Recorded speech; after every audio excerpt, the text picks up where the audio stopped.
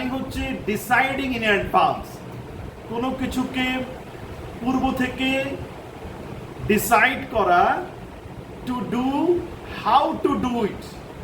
প্রথমে হচ্ছে what to do it, how to do it, went to do it and who is to do it. অর্থাৎ planning শুধু কি করতে হবে বিষয়টি এমন নয়। প্ল্যানিং শুধুমাত্র কি করতে হবে আগে থেকে শুধুমাত্র এইটা পরিকল্পনা করা কিংবা ধারণা করা না, কিংবা ডিসাইড করার নাম প্ল্যানিং না, বরং হোয়াট টু ডু ইট, কি করতে হবে যেমন আছে, সাথে সাথে হাউ টু ডু ইট, কিভাবে করতে হবে। এরপরে বলা হচ্ছে ওয়েন টু ডু ইট, কখন করতে হবে। এরপরে আরেকটা কোশ্চেন হচ্ছে যে who is to do it, অর্থাৎ কে করবে। তার মানে মধ্যে কথায় আমরা প্ল্যানিং বলতে শুধুমাত্র কি করতে হবে এটা না, বরং কি করতে হবে, কিভাবে করতে হবে, কখন করতে হবে এবং কে করবে, এই প্রশ্নগুলোর সমন্বয়ে যদি আমরা উত্তর খোঁজার চেষ্টা করি তাহলে সেটাকেই বলা হচ্ছে প্ল্যানিং। আমি আবারও বলছি, প্ল্যানিং শুধুমাত্র কি করতে হবে এমন প্রশ্নের জবাব নয়, বরং কি করতে হবে, কিভাবে করতে হবে, কখন করতে হবে এবং কে করবে, এই সবগুলো প্রশ্নের জবাব যখন আমরা আগে থেকে ডিসাইড করি, আগে থেকে লিপিবদ্ধ করি, আগে থেকে ফোরকাস্টিং করি, আগে থেকে ডিসাইড যখন করছি, সেটার নামই মূলত হচ্ছে প্ল্যানিং। সো এই জন্য বলা হয়ে থাকে যে প্ল্যানিং এটি যে কাজটি করে সেটি হচ্ছে একটা গ্যাপকে সে মিনিমাইজ করে। কি সে গ্যাপ? গ্যাপটি হচ্ছে যে আমরা এখন কোথায় আছি এবং কোথায় যেতে চাই। অর্থাৎ আমি এখন কোন পর্যায়ে আছি এবং আমার এই যাত্রাপথে আমি কোথায় যেতে চাই। এই যে কোথায় যেতে চাই এটি একটা ফিউচার কনসেপ্ট। সো এই ফিউচার কনসেপ্টের সাথে বর্তমানে আমি কোথায় আছি এই যে কনসেপ্টকে ব্রিজিং করা, এই গ্যাপটাকে মিনিমাইজ করা, কিংবা বলবো যে এখানে একটা ডটেড ক্রিয়েট করা, এটার নামই মূলত হচ্ছে প্ল্যানিং। সো আমরা বলতে পারি প্ল্যানিং হচ্ছে what to do it, how to do it, went to do it and who is to do it. এটি যেমন বলছি ঠিক একই সাথে বলছি যে planning bridges the gap from where we are and where we want to go. আমরা এখন কোথায় আছি এবং কোথায় যেতে চাই, এর মধ্যকার যে গ্যাপ, এই গ্যাপটাকে যে ব্রিজিং করে যে কনসেপ্টটি, সেই কনসেপ্টটি মূলত হচ্ছে প্ল্যানিং বা পরিকল্পনা। সো আমরা যেটা দেখছিলাম পরিকল্পনা নিয়ে কথা বলছিলাম কিংবা প্ল্যানিং নিয়ে কথা বলছিলাম। সো প্ল্যানিংকে কিংবা পরিকল্পনাকে আপনি বিভিন্ন ওয়েতে চিন্তা করতে পারেন, আপনি বিভিন্নভাবে এটাকে সংজ্ঞায়ন করতে পারেন আপনার সুবিধার্থে কিংবা আমার সুবিধার্থে, আমার কাজের সুবিধার্থে, আমার প্রতিষ্ঠানের সুবিধার্থে। আমি প্ল্যানিংকে বিভিন্নভাবে আমি চিন্তা করতে পারি এবং বিভিন্নভাবে নিজের সাথে পরিচিত করাতে পারি। এবং প্ল্যানিং বলতে আমরা বুঝি যে প্ল্যানিং হবে হচ্ছে গোল ওরিয়েন্টেড। গোল মানে কি? গোল মানে হচ্ছে আমার ফিউচারে একটা টার্গেট আছে, ফিউচারে আমি আমার প্রতিষ্ঠানকে কোথায় নিয়ে যেতে চাই, আমার ডিপার্টমেন্টের অ্যাচিভমেন্ট কতটুকু হতে পারে, আমি আমার পারফরমেন্সকে কোন পর্যায়ে দেখতে চাই, সেটা হোক আমার ব্যক্তিগত জীবনে কিংবা আমার প্রফেশনাল লাইফে। সো তার মানে হচ্ছে প্ল্যানিংকে যদি আমরা দেখার চেষ্টা করি কিংবা পরিকল্পনাকে আমরা বলতে পারি যে পরিকল্পনা হলো গোল ওরিয়েন্টেড, অর্থাৎ প্ল্যানিং ইজ গোল ওরিয়েন্টেড। এটা হচ্ছে প্ল্যানিং এর একটা নেচার। দ্বিতীয় নেচার যদি আমরা বলার চেষ্টা করি প্ল্যানিং এর, সেটা হচ্ছে planning is an intellectual or rational process. খুব সুন্দরভাবে একটা কনসেপ্ট এখানে আছে। প্ল্যানিং হচ্ছে এটা একটা ইন্টেলেকচুয়াল এবং রেশনাল প্রসেস।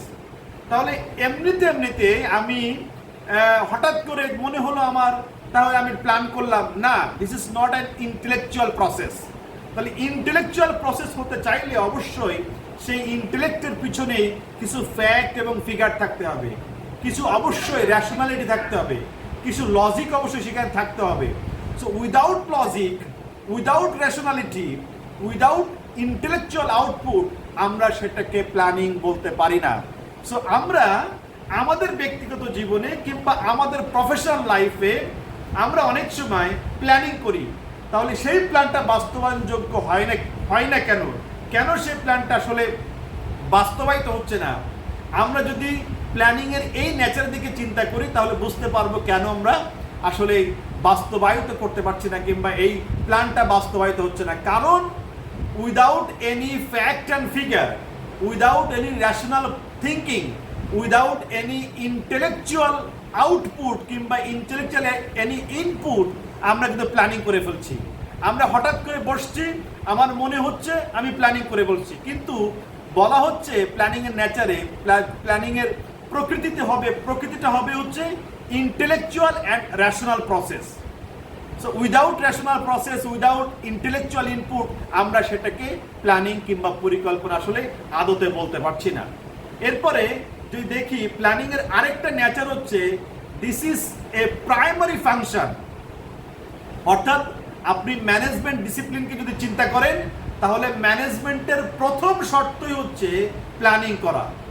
ম্যানেজমেন্টের প্রথম শর্ত হচ্ছে প্ল্যানিং করা। এই জন্য বলা হচ্ছে প্ল্যানিং হচ্ছে প্রাইমারি ফাংশন। আপনি অনেক ফাংশন আপনি করতে পারেন, কিন্তু নিচের বিল্ডিংয়ের যদি আপনি ভিতটাকে যদি মজবুত না করেন, উপরে যত বড়ই আপনি ধরেন যে বিল্ডিং করলেন, স্টোর করলেন, আপনি অনেক কিছু করলেন, কিন্তু ভিত যদি আসলে মজবুত না হয়, গাছের শিকড় যদি মজবুত না হয়, তাহলে কালবৈশাখী ঝড় আসা লাগবে না। যে কোনো খুব সহজ একটা ঝড় আসলেই সেই গাছটা কিন্তু পড়ে যেতে পারে, কিংবা সেই বিল্ডিং কিন্তু ধ্বংসস্তূপে পরিণত হতে পারে।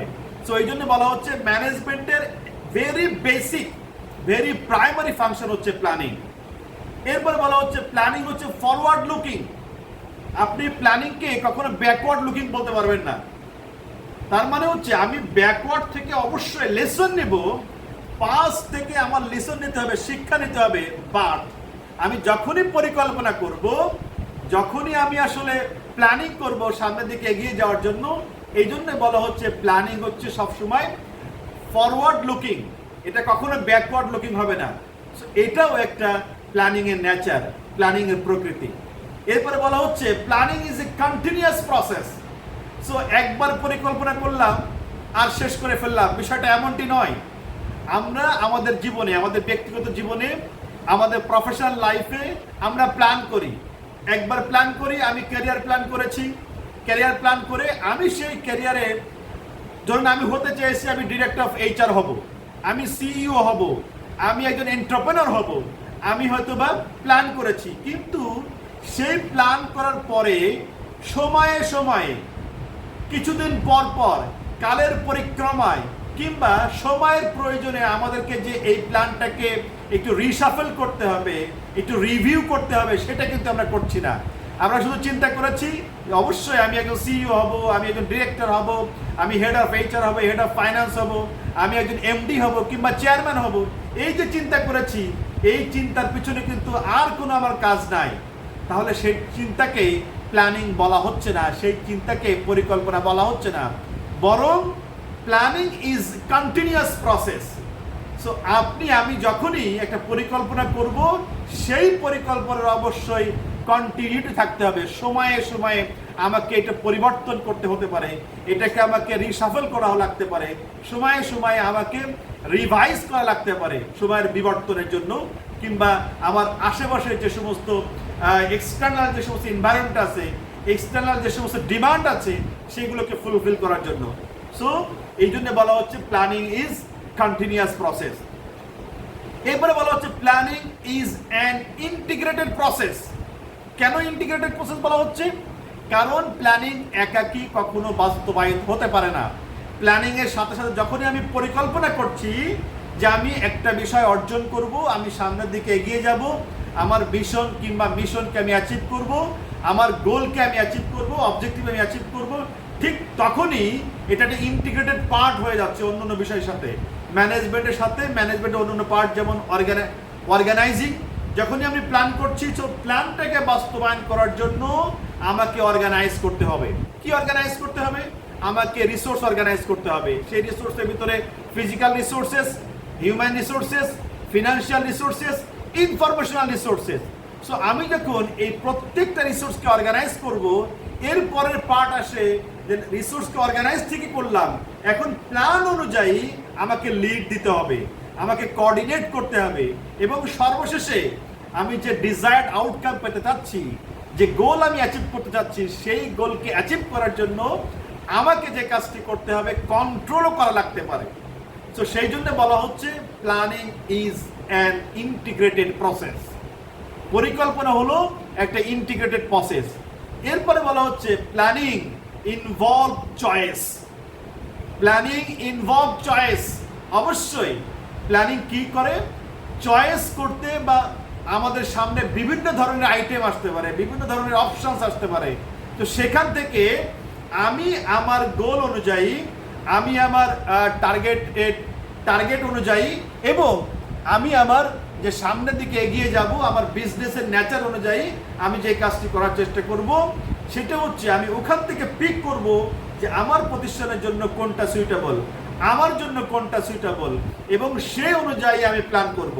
ঠিক যখনই আমি সে অনুযায়ী প্ল্যান করতে পারছি, সেই জন্যই বলা হচ্ছে প্ল্যানিং এর আরেকটা নেচার হচ্ছে প্ল্যানিং ইনভলভ চয়েস। সো আমরা যদি মধ্যে কথা বলার চেষ্টা করি, শুধুমাত্র প্ল্যানিং মানে হচ্ছে যে সামনে কি করতে হবে এটার নামই প্ল্যানিং না, এটার নামই পরিকল্পনা, বরং এটা হতে হবে গোল ওরিয়েন্টেড, এটা হতে হবে রেশনাল, এটা হতে হবে ইন্টেলেকচুয়াল ইনপুট নির্ভর, এটা একটা প্রাইমারি ফাংশন ম্যানেজমেন্টের, এটা ফরওয়ার্ড লুকিং হতে হবে, এটা কন্টিনিউয়াস প্রসেস, এটা হচ্ছে একটা ইন্টিগ্রেটেড প্রসেস, এবং প্ল্যানিং এর ভিতরে বিভিন্ন ধরনের চয়েস এর ভিতরে লুকায়িত আছে।